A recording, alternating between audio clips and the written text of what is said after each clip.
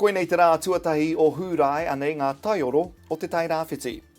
Kei ngā whare pikitia huri i te motu a kōka i nāia nei, he pikitia tēnei i arahina e te ringa tohu a Kath Akuhata Brown, uri tonu o Ngāti Porou.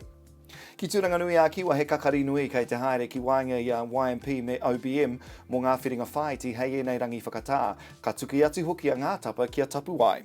Arā ki kahungunu i nāi nei ko whakaritia e Ngāti Kahungunu Incorporated i tētahi hui whakanui i a matariki hei te rā tuawhā o hūrai ki tāmaki nui ārua. A kāti koera ngā taioro te wā, nau mai hoki mai ki Kapu Tairāwhiti.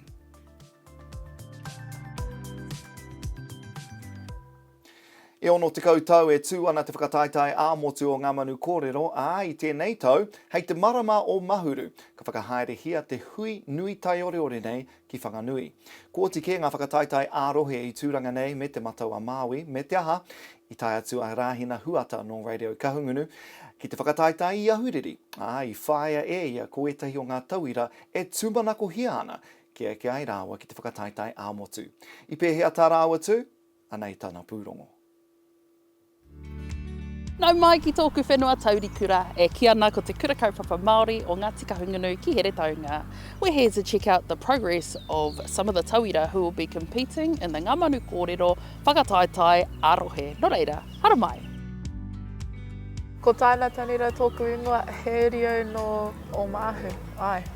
Tōku kaupapa mo tōku Manu Kōrero te taha ingarihi ko te mental health amongst the youth. Nā te mea he tino o he raru nui tēnā ki tēnei ao like, i nāia nei. We don't speak about mental health amongst the youth enough. Ko kā Rose Waria, ki reka tōku ingoa, he uri tēnei no Piritipa me pūrongo hau hoki. Tēnā kua kōrero mai mo tō kaupapa. Ko taku kaupapa kōrero i tēnei tau, ko Ngā Manu Kōrero 2025. E kōwhiri au i tēnei kaupapa kōrero nā te mea e mohio pai ana au he tōko maha ngā rangatahi e korerata ana ki ngā mahi Manu Kōrero nā te mataku, engari kaore rātou e mohio ana he aha ngā reka o te Manu Kōrero. Ko Rāhina Huata harawira tōku ingoa, he kaiako ki konei, Kurukaupu Māori o Ngāti Kahungunu ki Hepetema. Ko te hiranga o e nei momo whakataetae, ko te tārai mai i ngā whakaaro o te reanga taiohi, ngā rangatira o te āpopo, e ākina ana rātou e nei momo whakataetae ki tētahi taumata whakaaro. Kei te whehea ngā piropiro?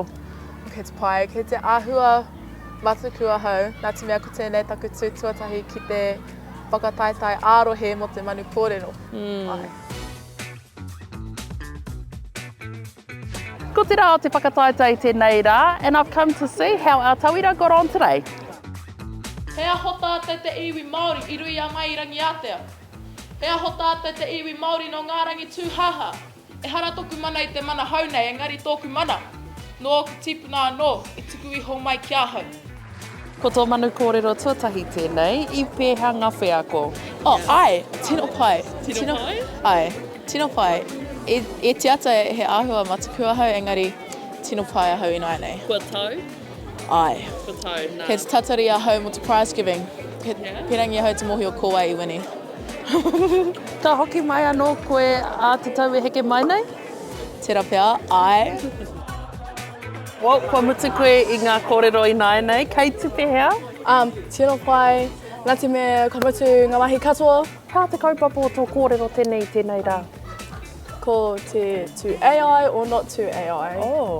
E kōwhiri au i tēnei kaupapa kōrero nā te mea e mohio ana au kei te whakamahi ngā tāngata katoa i te AI i enei o ngā rā. Ko te ChatGPT, ko te ChatGPT taku ko haere i tēnei ao. He kai āwhina ki ngā mahi katoa, reo Māori, reo Pākehā, aha atu. Hea o kupu aki ki ētahi atu? Aha kua ngā kare āroto kei a koe. He tino uaua i nei mahi whai kōrero no reira. Ka pai, kia kaha.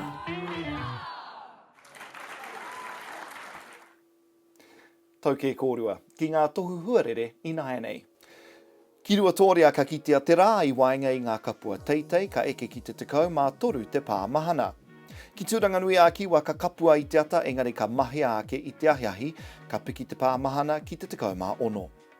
Ki te matawa Māui, ka noho te kapua ki te rangi mo te nuinga o te rā, tekau mā rima te pāmahana. A kāti ko kapu Tairāwhiti tēnei e mihi atu nei ko te tūmanako ia, kia whitikina tonu tia koutou e te rā, noho ora mai.